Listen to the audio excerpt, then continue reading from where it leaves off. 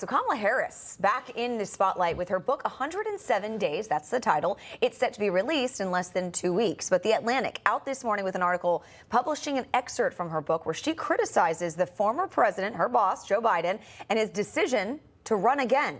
She's not mincing words here. Yeah, from The Atlantic, the former vice president saying, quote, was it grace or was it recklessness? In retrospect, I think it was recklessness. The stakes were simply too high. This wasn't a choice that should have been left to an individual's ego, an individual's ambition. Interesting. For more on this, let's welcome in former Principal Deputy White House Press Secretary Hogan Gidley, along with RNC Senior Advisor Danielle Alvarez.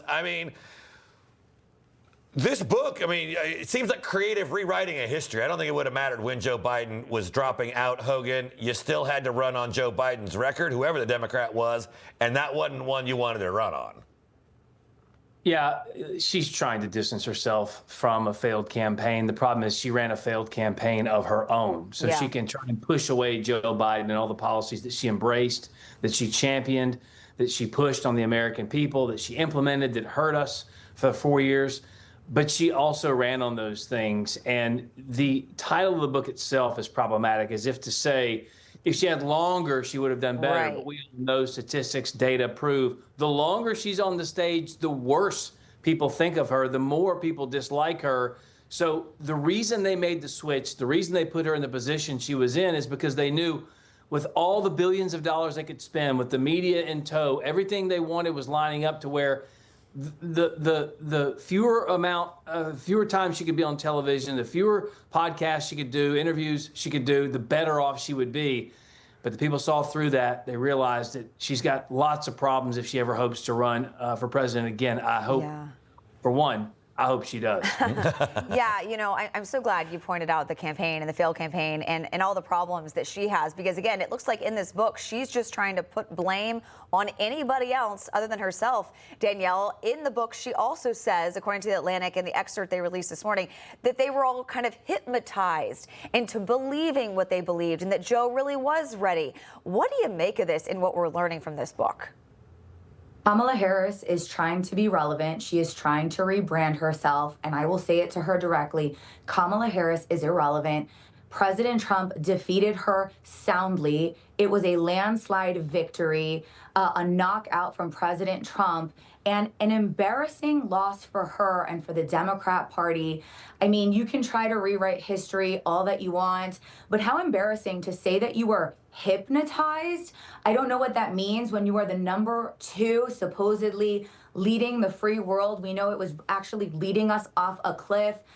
She should probably go take a nap with Joe Biden.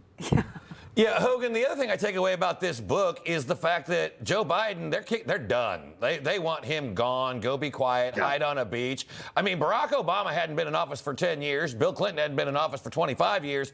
And they're still more popular, more commanding, and more feared in the Democrat Party.